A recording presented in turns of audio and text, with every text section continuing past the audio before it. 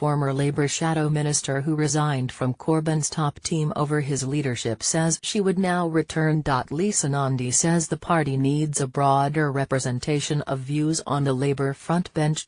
Nandy says the party has lost touch with more traditional voters outside of major cities. Labour needs to do more to speak to non-cosmopolitan voters. London, Labour's Lisa Nandy has told Business Insider that she would return to the shadow cabinet if asked by the party's leader Jeremy Corbyn. The Labour MP for Wigan said she'd certainly play a full part if offered a post in Corbyn's top team in the future, adding that the party needs a broader representation of views on the frontbench.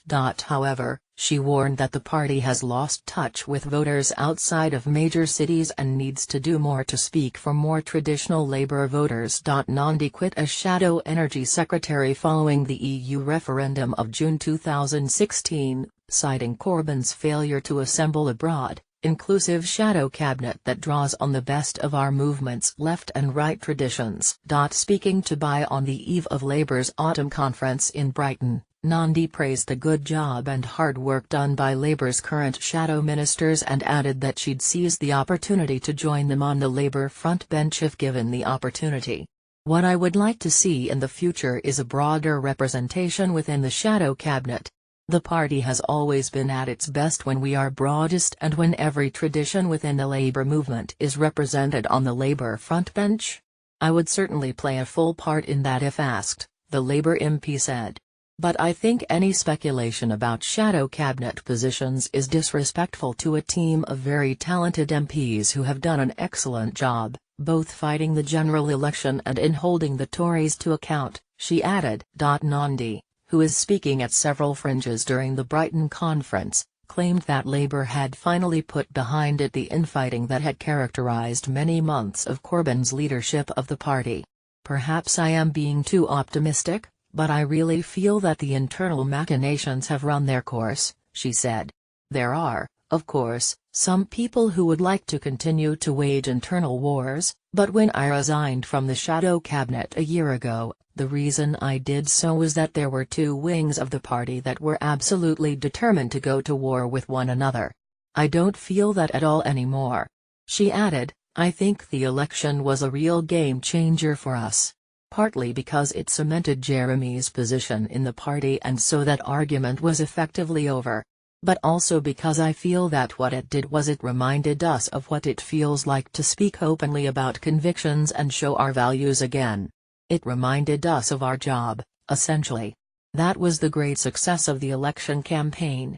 Labour must speak for traditional voters to win the next election. Nandy, who is tipped among many Labour figures to be a future leadership candidate, praised Corbyn for inspiring young and first-time voters during the general election campaign, but warned that the party couldn't afford to be complacent if it wants a chance of winning the next election, whenever it takes place. Despite the fact we did very well in getting our vote out in Wigan, the Tories, despite doing very little, managed to have their best election result since 1979, she said. That tells you there are still underlying issues that we need to face if we are going to get back into government. The Labour MP explained that despite her party's surprise performance in June, which she described as a total shock, it is still suffering from a long-standing disconnect with voters in Brexit voting, largely working-class towns, like her constituency Wigan, Northwest England. There is a lot of skepticism in a lot of towns around the country about whether Labour still speaks for them. Whether any political party really speaks for people in towns like mine, Nandy told BI. She said that Labour focused too much of its attention on cosmopolitan cities and neglected the needs and concerns of voters living in Britain's towns. You had this consensus that was forged under New Labour that outlasted New Labour into the Osborne years, about the economic model based on city regions and growth being focused on cities with towns being pulled along in their wake. We have allowed towns across the country to become a lot more hollowed out. She added, there is also a cultural difference between people who choose to live in towns and cities.